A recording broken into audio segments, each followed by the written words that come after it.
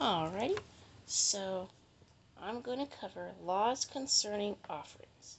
So they had certain ways that they had to present these offerings. So they couldn't just give it willy-nilly. They had a certain way. Okay?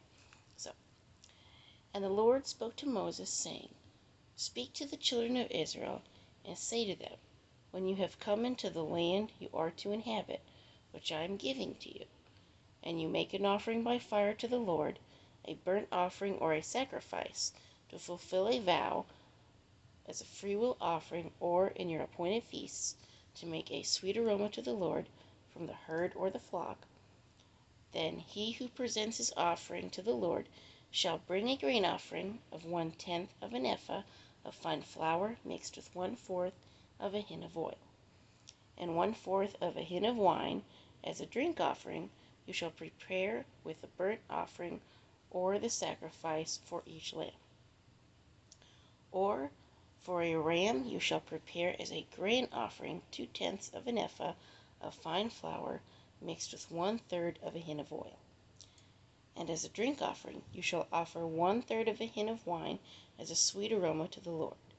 And when you prepare a young bull as a burnt offering, or as a sacrifice to fulfill a vow, or as a peace offering to the Lord, then shall be offered with the young bull a grain offering of 3/10 of an ephah of fine flour mixed with half a hin of oil. And you shall bring as the drink offering half a hin of wine as an offering made by fire, a sweet aroma to the Lord. Thus it shall be done for each young bull, for each ram, or for each lamb or young goat, according to the number that you prepare, so you shall do with everyone according to their number. All who are native born shall do these things in this manner, in presenting an offering made by fire, a sweet aroma to the Lord. And if a stranger dwells with you, or whoever is among you throughout your generations, and would present an offering made by fire, a sweet aroma to the Lord, just as you do, so shall he do. One ordinance shall be for you of the assembly, and for the stranger who dwells with you, an ordinance forever throughout your generations. As you are, so shall the stranger be before the Lord. One law and one custom shall be for you, and for the stranger who dwells with you.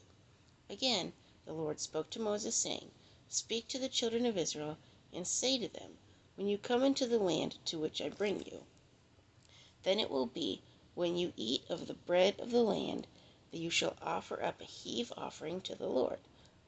I don't remember what a heave offering was.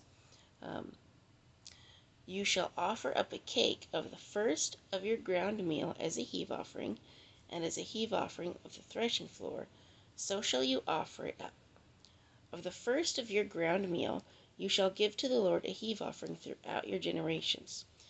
If you sin unintentionally, and do not observe all these commandments which the Lord has spoken to Moses, all that the Lord has commanded you by the hand of Moses, from the day of the Lord gave commandment and onward throughout your generations, then it will be, if it is unintentionally committed without the knowledge of the congregation, that the whole congregation shall offer one young bull as an burnt offering, as a sweet aroma to the Lord, with its grain offering and its drink offering.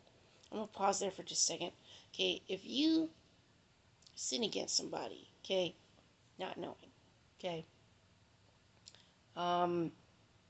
say you do something wrong, all right, and they're real mad at you, okay, and you don't know it.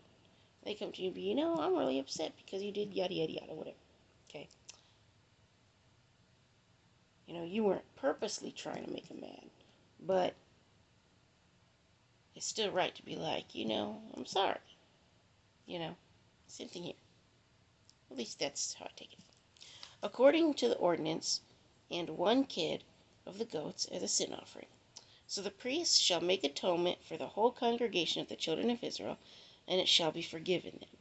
I'm going to pause there too. The reason why I keep saying whole congregation is when you mess up, okay, in this culture, you're not just like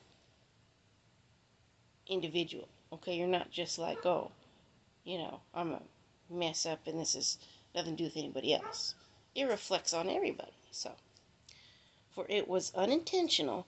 They shall bring their offering, an offering made by fire to the Lord, and their sin offering before the Lord for their unintended sin.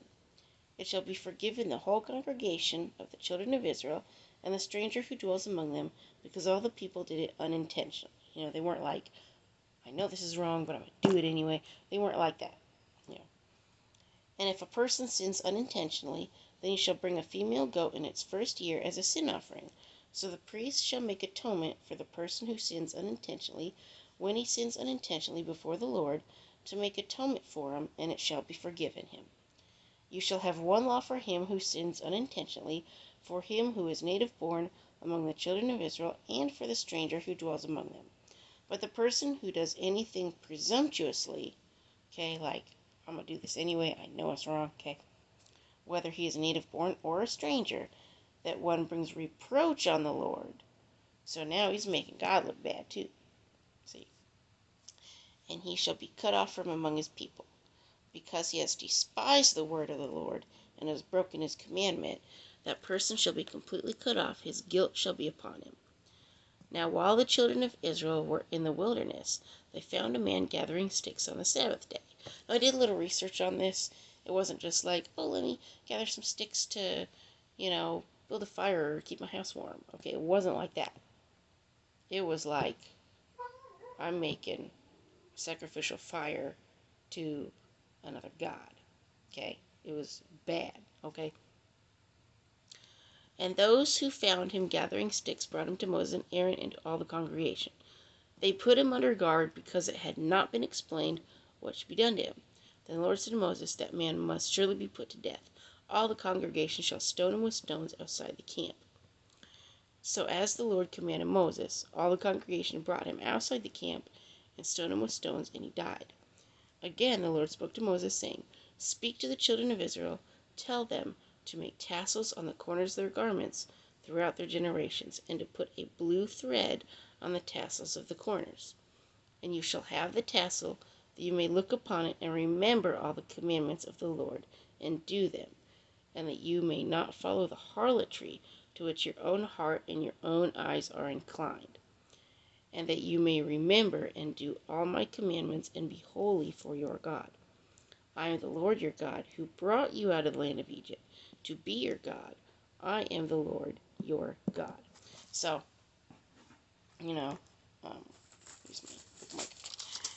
Y'all might think, man, that's harsh. God had him killed. Well, remember what Jesus said. Do not be afraid of the man that can kill you. Be afraid of the one that, after you're dead, can throw your soul into hell. So, God is serious. He don't play.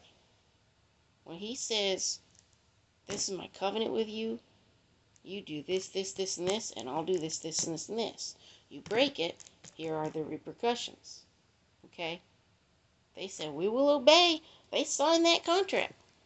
They said, yep, we'll take whatever. This is, you say this, we do this. So, they knew exactly what they were doing, what was entailed, what they were in for, everything. It wasn't just like, you mean we have to do this? They already knew. So they already knew. But, yeah. So, anyway, like I say, today we are in new covenant. This is the old covenant. The old contract. Alright, so, but you got to understand the old contract to appreciate the new. So anyway, that's that. Peace, face boogers and YouTubers. Bye.